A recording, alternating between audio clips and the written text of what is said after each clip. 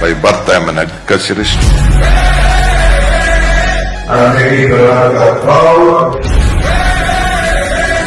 By profession, I am a businessman. By passion, I am a politician. DK Shivakumar ಎಂಬ ಹೆಸರಿನಾದ ನಾನು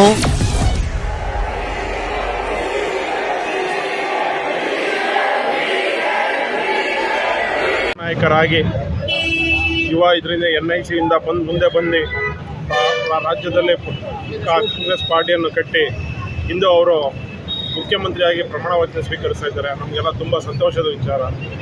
ಅವರು ತುಂಬ ಚಿಕ್ಕ ವಯಸ್ಸಿನಲ್ಲಿ ಸುಮಾರು 25ನೇ ವಯಸ್ಸಿನಲ್ಲಿ MLA ಆಗಿ ಅಂದು ಬಂದಿಖಾನೆ ಸಚಿವರಾಗಿ ಇಂದು ಪಕ್ಷದ ಅಧ್ಯಕ್ಷರಾಗಿ ಮುನ್ನಡೆಸಿ 2023ರಲ್ಲಿ ಅವರು ಪಕ್ಷವನ್ನು ನಮ್ಮ ರಾಜ್ಯದಲ್ಲಿ ಅಧಿಕಾರಕ್ಕೆ ತಂದರು.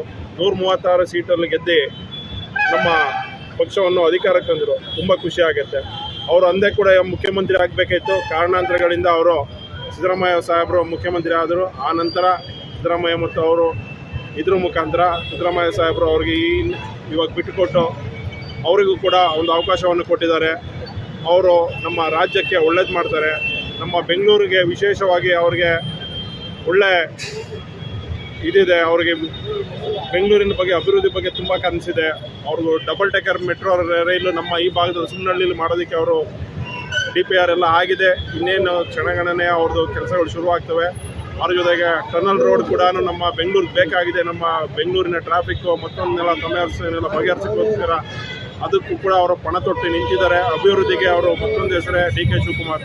ಅವರು BJಪಿಯವರು ಕೊಟ್ಟ ತೊಂದರೆ ಎಲ್ಲವನ್ನು ಸಹಿಸಿ ಮುನ್ನಡೆಸಿ ನಮ್ಮ ಪಾರ್ಟಿಯನ್ನು ಅವರು ಅಚಲವಾಗಿ ನಿಂತು ಕಾಂಗ್ರೆಸ್ ಪಾರ್ಟಿಯನ್ನು ಬಿಟ್ಟು ಹೋಗದೆ ಇಂದು ಮುಖ್ಯಮಂತ್ರಿ ಆಗಿ ಈ ದಿನ ಅಧಿಕಾರ ಸ್ವೀಕರಣೆ ಮಾಡಲಿದ್ದಾರೆ. ಅವ್ರಿಗೆ ತುಂಬ ವರ್ಷಗಳಿಂದ ಸುಮಾರು 45 ವರ್ಷಗಳಿಂದನೂ ಅವರು ಹೋರಾಟ ಮಾಡಿ ರಾಜಕೀಯದಲ್ಲಿ ಮುಂದೆ ಬಂದಿದ್ದಾರೆ. ಅವರು ಪಾರ್ಟಿಯನ್ನು ಬದಲಾಯಿಸದೆ BJಪಿಯವರು ಕೊಟ್ಟ ತೊಂದರೆಗಳನ್ನು ಸಹಿಸಿ ಇಂದು ಅವರು ಮುಖ್ಯಮಂತ್ರಿ ಆಗಿ ಪ್ರಮಾಣ ವಚನ ಸ್ವೀಕರಿಸಿದ್ದಾರೆ. ಎಲ್ಲರೂ ಈ ಭಾಗದಲ್ಲಿರೋ ಜನರೆಲ್ಲ ಬಂದು ಈ ದಿನ ಸಂಜೆ ಎಲ್ಲರಿಗೂ ಇಲ್ಲಿ ಸೇರಿ ನಾವೆಲ್ಲ ಸಂಭ್ರಮಾಚರಣೆ ಮಾಡ್ತಿದ್ದೇವೆ. ಅದೇ ರೀತಿ ಮತ್ತು ಎಲ್ಲರಿಗೂ ಸಿಹಿ ವಿತರಣೆಯನ್ನು ಕೂಡ ಮಾಡ್ತಿದ್ದೇವೆ.